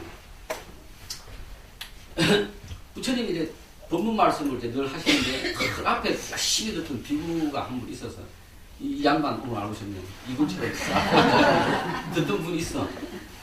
근데 이 양반이 어느 날 이 스님이 저 끝에 가서 강의를 듣는 거예요. 법문을 듣는 거예요. 그래서 스님 불러서, 부처님 불러서 자네 일로 와봐라. 이래. 니 맨날 앞에서 법문 듣더니 오늘 와, 그 멀리 가 법문을 듣노? 그래. 오늘 내가 공양을 내가 마늘 공양을 받아가 그걸 묵었는데 냄새가 나가지고 내가 부처님 바로 옆에 있으면 냄새가 날 것 같아요. 옛날에는 지금이야 그 치약도 좋고 칫솔도 좋고 그래가 우리 이빨을 닦아내고 뭐 고르륵 이런 것도 하고 하니까 냄새가 안 나는데 옛날에는 그것이 없고 이 저 나무 가지가 있어요. 나무 양 이거를 이름 뭐라 하더라 뭐 이름이 있는데 그거를 씹는 거야. 그거를 씹어가지고 이제 이빨도 튼튼하게 하고 그거 금이 나온 걸로 냄새도 가시고 그렇게 하는 거예요. 근데 그것도 구하기가 쉽지 않잖아. 스님들은 그거 아무도 가질 수 있는 게 없어요. 스님들 옷하고 이거 바로 이것만 가질 수 있으니까 양치도 그렇게 옛날 그 시대는 2,500년 전에 무슨 양치를 했겠냐고. 그러니까 이게 냄새가 마늘 먹으면 마늘 먹은 대로 냄새가 난단 말이에요. 혹시라도 부처님께 폐를 끼칠까 싶어 멀리 가 있었던 거라. 그래서 부처님이 야 이 사람아 말이 되나 이제 자네가 성단에 들어온 것은 내한테 빨리 법을 들어서 법을 깨치려 들어왔던 건데 마늘 냄새 때문에 그러니까 뭐 내 소리도 잘 안 들리고 야 뭐 오늘부터 마늘 먹지 마라 이래 된 거예요. 마늘을 혹시 묻게 되면은 방사를 따로 쓰고 냄새가 나니까 뭐 그래서 뭐 법을 그 이제 계율을 정하십니다. 그게 이제 말하자면 이제 그것도 소속에 속하는 거예요. 그래서 마늘을 먹게 되면은 뭐 며칠간 뭐 근신하고 이 정도만 받으면 되지. 바라이는 근데 그거를 지키지 못하면 바로 성단에서 추방돼 버리죠. 그 이제 초기 율전에는 보면 그 두 가지 이유 때문에 냄새 때문에 사실은 마늘을 못 먹게 하신 거예요, 처음에는. 근데 그게 이제 대승불교 능가경에 가게 되면은 어떤 내용이 나냐면 이런 내용이 나와요. 생마늘을 먹으면 음심이 돌고 삶은 마늘을 먹으면 화내는 마음이 난다. 그래 먹지 말아라. 이래 나와요. 근데 그게 사실이에요. 사실이에요. 실질적으로 마늘을 먹으면은 일상생활을 할 때는 그걸 잘 모릅니다. 일상생활을 할 때는 마늘을 먹어도 뭐 그냥 뭐 특별한 뭐가 없어요. 왜냐하면 우리가 사회생활 하려면 뭐 힘을 많이 써야 되잖아. 힘도 많이 쓰다 보면은 마늘로 얻은 에너지를 다 소비를 하니까. 그런데 산에서 수행을 하는 사람들은 마늘을 보고 힘이 넘친단 말이지. 이거 힘이 넘치고 이거 방출을 해야 될 거 아니에요. 방출을. 꼭 어떻게 방출을 하냐고. 방출할 수 있는 기 스님들에게는 딱딱 막혀 있는데 일반 소견들 같으면야 뭐 그러니까 뭐 스님들이 할 수 있어. 만약 마늘 먹으면은 장작 팬 거 다시 끄집어내 다시 장작 그렇게 해야 그래가 절에 가면은 장작이 원래 보통 요만한데 그때 내가 스님들이 장작 이 절에 스님이 참 고민이 많은 분이구나 이런 생각을 하는데 그래서 수행자는 마늘 먹으면 안 돼요. 마늘이나 고기를 먹으면 딴 것보다 힘이 넘쳐가지고 이게 수행이 안 되거든. 이게 딱 자기 수행하는 만큼만 힘이 있어가지고 힘을 다 써버려야지. 그거 외에 힘이 남아있으면은 나이든 노스님 같은 거 어쩔 수 안 되겠지만 젊은 스님들 같은 거는 꼭 100% 문제가 생긴다. 그래서 그게 이제 후대에 마늘을 먹지 말라가 나왔고 특히 그 당시에 이제 인도의 브라만들은 원래가 옛날부터도 고기를 먹지 않고 그 사람들은 마늘, 파마늘, 버섯 같은 것도 안 먹습니다. 그 참 더러운 거다 생각합니다. 더러운 거다. 부정한 것이다. 냄새가 더럽게 나고 부정한 것이다. 그런데 이제 대승불교 시기에 갔을 때 그 브라만들이 그거를 딱 지키는데 불교를 믿는 스님들이 고기도 먹고 원래 초기 율전에 그건 고기 다 먹습니다. 지금도 남방불교는 고기 다 먹습니다. 스님들이. 고기도 먹는 데다가 파마늘도 먹고 하니까 일반 신도들이 야 인도 브라만들은 고기도 안 먹고 저 사람들은 오신채도 안 먹고 하라는데 왜 불교 스님들은 불교 수행자들은 고기도 안 먹고 파마늘도 먹느냐 그건 문제 아니냐. 그러니까 불교의 입장에서도 그 대중들의 그런 관점을 신경을 안 쓸 수가 없는 거예요. 그래서 그거를 예전에는 좀 그렇게 중요한 계율이 아니었는데 그게 점점 중요한 경직이 됩니다. 그래서 나중에 우리가 이제 처음에는 스님들은 250개, 300개를 지키고 일반 신도들은 5개만 지키면 돼요. 5개나 또 10선업. 네. 10선업 뭔지 아시죠? 네. 탐진치, 양, 뭐 입으로 하는 거, 몸으로 하는 거. 그 10가지를 지키는 것이 일반 신도들의 기본 계율이에요. 그 다음에 이제 특별한 때는 또 그 10개, 3위가 지키는 10개가 있다. 그거를 지키거나. 근데 대승으로 오면은 계율이 이제 그 스님도 대승 보살이지만 일반 신도들도 보살이란 말이에요. 일반 신도들도 보살. 그러니까 스님들만 계를 받는 게 아니라 일반 신도들도 보살계를 받아요. 여러분도 보살계 살림 가서 받으시는 분 있죠? 네. 그러면 이제 우리나라 같은 경우는 되게 어떤 거를 받냐면 법망경에 10중 48경계를 받는다고. 그러니까 10가지 중한 계율하고 48개의 가벼운 계를 받지만 가볍다라고 하는 것이 10중 대계에 비해서는 가볍다는 것이지 결코 가벼운 계는 아니에요. 근데 그 48경계 중에 제일 앞대가리에 고기 먹지 마라. 오신채 먹지 마라. 딱 나와 있다. 그 제일 앞에 있는 것이 그만큼 중요한 이야기지. 그러니까 신경을 많이 씁니다. 그래서 오신채를 먹지 말라 하는 겁니다. 근데 우리나라 사회에서 살면서 이 오신채를 먹지 않는다고 하는 건 상당히 힘든 일입니다. 그래서 아마 개를 우리가 생각이 지금 사로잡히는 문제 때문에 보살은 형색의 얽매임마음으로 고시해서는 안 된다. 이제 이 내용을 설명을 하려고 하는데 이걸 이제 계율에 적용을 하는 거예요. 역시 계율이라고 하는 것의 본질적인 목적은 선정에 들어가기 위해서는 마음이 편안해야 되기 때문에 계율을 지키면 편안하죠.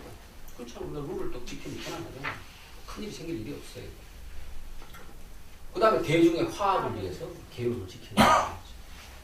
그렇다면은 오히려 내가 그놈의 계율 때문에 내가 오히려 선정을 계율을 지키느라고 선정에 방해를 받게 된다라면 계율의 원래 근본 목적에서 벗어나는 거잖아요.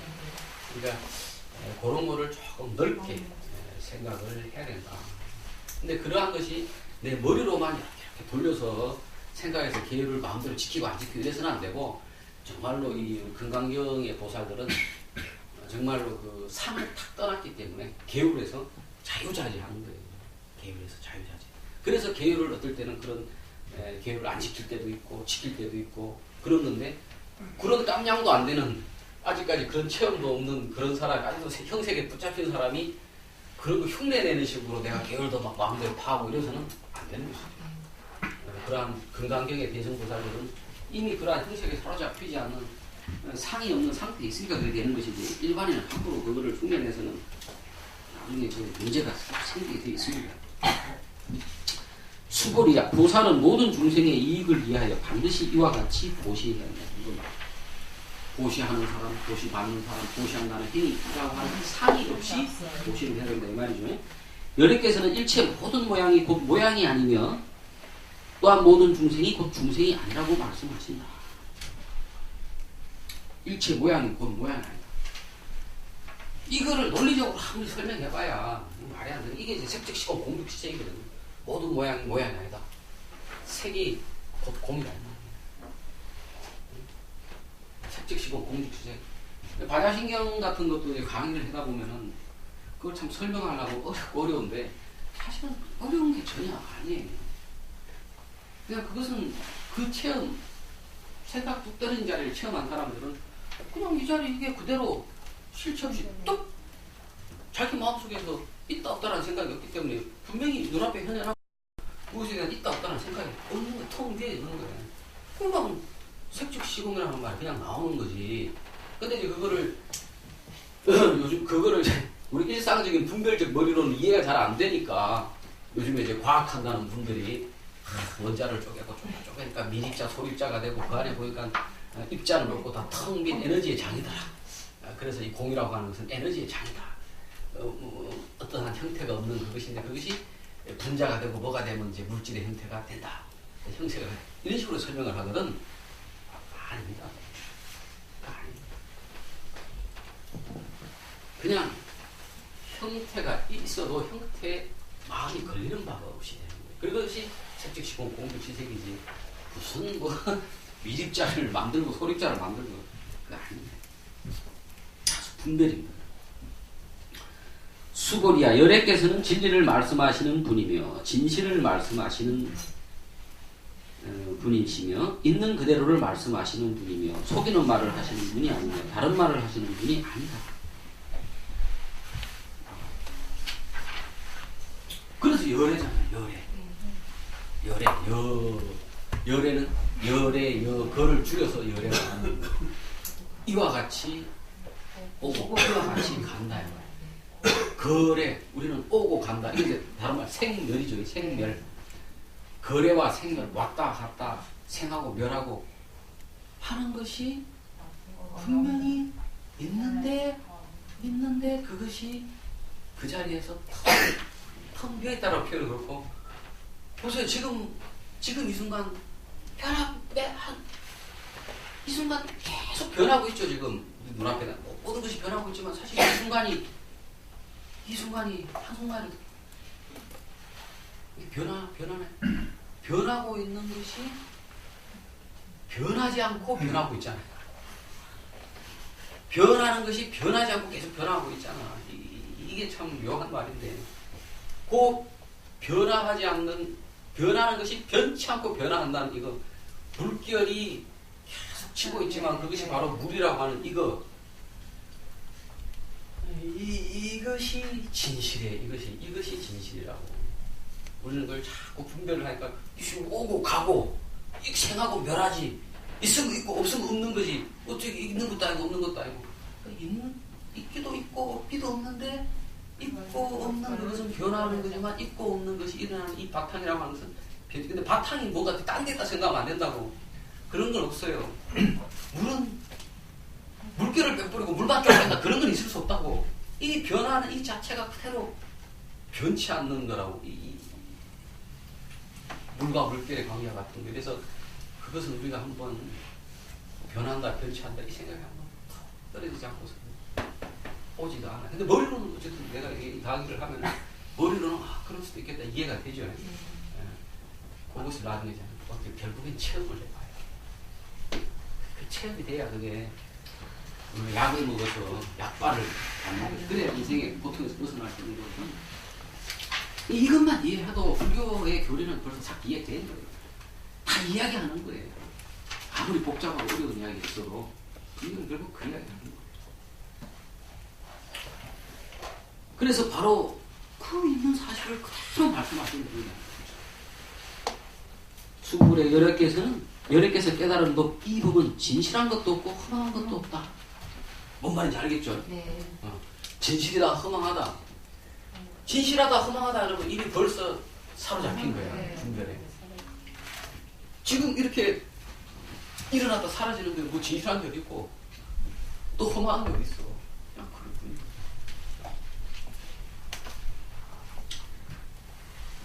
수고리야 만약 보살이 대상의 얽매인 마음으로 보시한다면 어두운 곳에 들어간 사람이 아무것도 볼 수 없는 것과 같고 즉 분별을 일으켜가지고 이것은 있고 저것은 없고 이러면은 세상 살아요. 마치 이제 눈이 어두운 사람이 길을 가다가 여기 부닥치고 저기 부닥치듯이 매사 하나하나에 부닥치고 싸움이 일어나고 투쟁이 일어나게 됩니다. 그것이 바로 마치 눈이 어두운 맹인이 여기저기 부딪히는 것 같다는 거예요.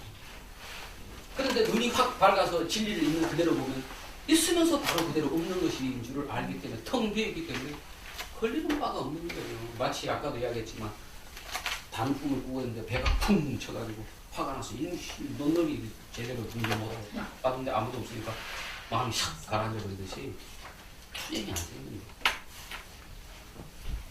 거예요. 사람이 아무것도 볼 수 없는 것과 같고 대상에 얽매이지 않는 마음으로 보시한다면 눈 밝은 사람이 햇빛이 밝게 비출 때 갖가지 형색을 보는 것 같고 진리를 아니까 모든 것이 원하게 보이니까 부딪힐 일이 없는 거예요. 수고리야 미래의 선남자 선여인이 흔히 이경의 가르침을 받아지녀 읽고 외운다면 열애께서 부처님의 지혜로 이 사람을 모두 아시고 모두 보시니 이들 모두는 헤아릴 수도 없고 끝도 없는 공덕을 성취하리라. 어디 부처님이 따로 계셔서 그 부처가 뭐 기독교에서 말하는 하나님이 이렇게 뭐 보듯이 보는 게 아니죠. 부처가 그러한 사람을 본다라고 하는 것은 바로 지금 이 순간 이대로가 그 사람이 바로 그 부처인 것이고 이 순간이 그대로 바로 부처인 것이고 이거를 이야기하는 거지. 뭐 부처님이 따로 있어서 가피를 주는 부처님이 따로 있어가지고 네가 도를 깨달았으니 내가 복을 너에게 주리라 이게 아니란 말이야. 부처가 나를 보듯이 내가 부처를 볼 때 부처가 나를 보는 거야. 그래서 부처님의 지혜로 이 사람을 모두 아시고 모두 보신다는 게 그런 의미다. 이들 모두는 헤아릴 수도 없고 끝도 없는 공덕을 다 성취한다. 헤아릴 수도 없고 끝도 없는 공덕.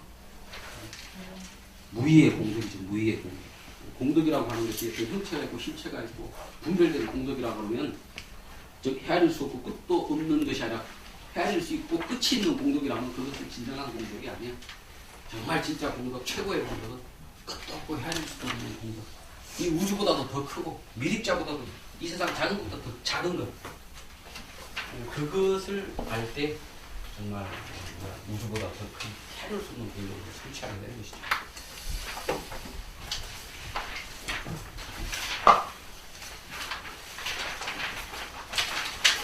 오늘 대목은 좀 길었습니다. 그죠?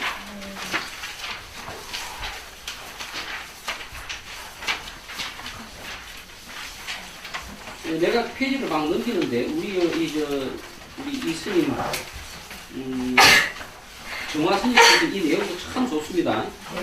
시간 가서만 읽어보시고 내용이 좀 이해가 안 되는 부분 약간 좀 현대 철학적인 내용으로 좀 설명을 하셔가지고 어떤 부분 내용이 좀 이해가 안 되는 부분도 있을 수 있는데 제가 강의했던 내용을 한번 되짚어 생각하면서 보시면 이분 사실 맞아요. 제 말씀이 다르지 않습니다.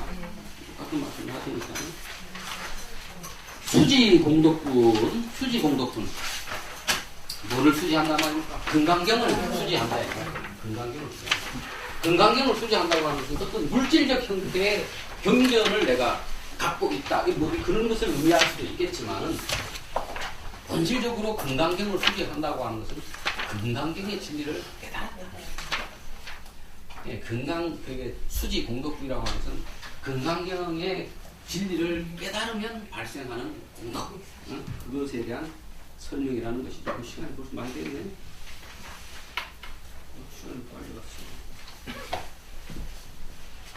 계율에 대해서 좀 말은, 오신체 계율을 말을 많이 해가지고. 수고리야, 선남자 선녀인이 아침에 겐지스강의 모래만큼 많은 몸으로 보시하고, 낮에 다시 겐지스강의 모래만큼 많은 몸으로 보시하고, 저녁에 또 겐지스강의 모래만큼 많은 몸으로 보시하기를 셀 수 없는 100천만억 급의 세월 동안 계속하는 것보다 이 경의 가르침을 듣고 믿는 마음으로 거스르지 않는 복이 훨씬 뛰어나다. 보시 이야기가 계속 나오죠.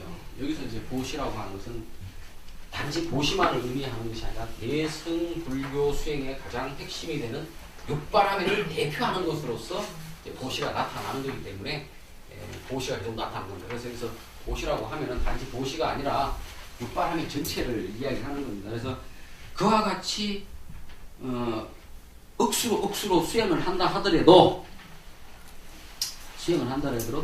이 경의 가르침을 듣고 본문을 듣고 그리고 믿는 마음으로, 아까도 이야기했지만 믿는 마음이라고 하는 것은 단지 세뇌돼서 믿는 것가 아니에요. 물론 초심자들은 그 믿는 마음이 있어야 됩니다. 초심자는 비록 체험을 아직 못했어도 기본적인 믿는 마음이 있어야 돼요. 이게 건강경을 이야기 들으면 이게 좀 희유한 이야기고 좀 어떨 때는 믿어지지 않고 어떻게 진리라고 하는 것이 좀 뭔가 이거하고는 다른 무언가가 있고 우리가 고행 난행을 해도 아주 오랜 동안 교학 공부도 하고 해야만이 도달하는 것이지 어떻게 이게 이 자리 이게 그대로 이게 진리고 그리고 이 자리를 수행도 하지 않고 그냥 말하자면 로또 맞는 식으로 말이지 하고 가지고 바로 돈으로 하는가 이게 안 믿어지죠. 그렇지만 비록 그 체험은 없지만 수많은 분들이 그와 같은 길을 가서 그걸 증명을 했기 때문에 건강경이 이렇게 이야기를 하고 있고 부처님께서 그렇게 말씀을 하셨기 때문에 또 수많은 조사 스님들께서 깨달았기 때문에 우리가 그것을 아주 체험해서 믿지는 못하지만 처음에는 그것에 대한 신심을 내야 됩니다. 신심을 내서 신심을 내는 것이지만 그러나 결국 진정한 의미의 믿는 마음이라고 하는 것은 내가 그것을 체험해서 그게 믿어져야 그게 믿어지는 거지. 단순하게 내가 어떤 의심을 억제하고 의도적으로 믿음을 위해서는 그 믿음은 절대로 오래 가지 못합니다. 믿는 마음으로 거스르지 않는 복이 훨씬 뛰어나다. 하물며 베껴 쓰고 받아 지녀 읽고 배워서 다른 사람을 위해 해설한다면 헤아릴 수 없는 복덕을 쌓는 것이 된다. 건강경이 처음 나왔을 때 건강경이라고 하는 것은 대승불교 초기의 가장 기본적인 사상이죠. 그러니까 소승불교도들은 대승불교도들은 불교가 아니다, 비불설이다 이렇게 주장을 했어요. 부처님이 언제 건강경 같은 거 강의하셨냐 말이지. 초기 율전 경전 그거는 부처님이 강의를 하시고 실직 설법을 했지만 건강경에 나오는 내용은 그건 안 하고 너희들이 다 지어낸 거 아니냐. 그러니까 그때만 해도 소승의 힘이 강하고 대승의 힘이 약해. 그러니까 이 대승을 널리 선양하고 터뜨려야 되잖아. 그리고 이 대승의 사상이라고 하는 것이 소승은 그렇게 비판을 하고 비난을 했지만 사실은 이것이 초기에 부처님이 하셨던 가장 핵심적인 건데 소승들이 말하자면은 자꾸 상에 잡혔던 거예요. 상에 잡혀가지고 부처님 법이 뭔가 따로 있는 것처럼 하고 거기에 올라가는 기제가 하나의 단계를 밟아 올라가는 것처럼 하고 이래 했던 거예요. 부처님은 그거 말씀하신 게 아니라 한 방에 못 알아들으니까 할 수 없이 방편 삼아서 수행의 차례를 이야기하고 하셨던 것이지. 아까도 이야기했지만 그 오비구들은 바로 한 달 안에 다 법문도 깨달은 사람들. 부처님의 대제자들, 10대 제자들도 대개 부처님 문화에 들어갈 때 보면은 부처님 법문 듣고 뿅 가가 바로 그 자리에 출가합니다. 근데 어쨌든 소승에서 자꾸 그렇게 비판을 하니까 대승의 입장에는 그렇대요. 자기들이 생각했을 때 이게 분명히 부처님의 진정한 불법인데 이걸 버텨야 되잖아. 선양을 해야 되잖아. 그러니까 그때는 뭐 선양이 요새처럼 뭐 책을 막 찍어내서 이렇게 퍼뜨리면 좋은데 유튜브 같은 거 올리고 그러면 좋은데 그때는 그게 없으니까 직접 손으로 뺏겨 쓰는 거지. 뺏겨 써가지고 나눠주고 하는 거지. 그거 하라고 하는 거다. 그거 하라고 하는 거. 다른 사람을 위해서 해설한다면 해를 뿐을 갖고 사는 것이 내가 지난주에도 누가 나에게 선생님 그런 뭐 본문을 하시는데 선생님 그 체험 있습니까? 나는 그 체험 없다라고 이야기했죠. 사실 그런 체험 없는 사람이라면 이렇게 내 앞에 서가지고 자신감 있게 이렇게 이야기하면 사실은 어떻게 보면 약간 만호하는 것 같기도 하고 나도 좀 내면적으로다가 좀 저스럽기도 해요. 그러나 나는 내가 아는 이상을 넘어서 여러분에게 이야기하지는 않습니다. 비록 그 직접 소리를 가지는 못했지만 나는 유튜브도 봤고 지도도 보고 해서 내가 그 기록관이 안 간 말이야. 아니까 그 아는 만큼만 이야기되는 거예요. 모르면 모른다고 이야기하는 거예요. 그러면 내 말을 듣다가도 내 말을 들으면 내같이 완전히 읽지 못한 사람, 도가 완전히 트지 못한 사람 말을 듣다가도 인연 있는 사람은 깨닫는 거예요. 그래서 이 법이라고 하는 것은 나눠야 됩니다. 그런데 다만 그것이 암안심으로 내가 공부를 해가 누구보다 많이 하니까 내가 가르쳐준다. 이런 식의 상에 붙잡혀서 그거를 하면 교만심만 늘어나는 것이고 지 아는 거 자랑하는 거고 오히려 암안심이 늘어나게 되는 것입니다. 이게 무슨 법을 아는 사람이나 아직 법을 완전히 체험하지 못한 사람이나 남에게 법을 가르칠 때는 겸손한 마음, 자기 아는 만큼 지금 하면 됩니다. 여러분도 마찬가지입니다. 여러분도 그와 같은 마음으로 여러분이 아는 만큼만 여러분 주위에 이야기를 하고 또 정말로 인생을 살면서 막 그 부처님 불법의 이 진리를 몰라가 괴로워하고 힘들어하는 사람이 있잖아요. 간질러가지고 절로 좀 데려와가 법문을 좀 풀게 하고 그래 해야 된다. 그러면 그 공덕이 아침, 점심, 저녁으로 겐지스 모래알 보시는 것보다도 너무 많다. 자, 오늘 여기까지.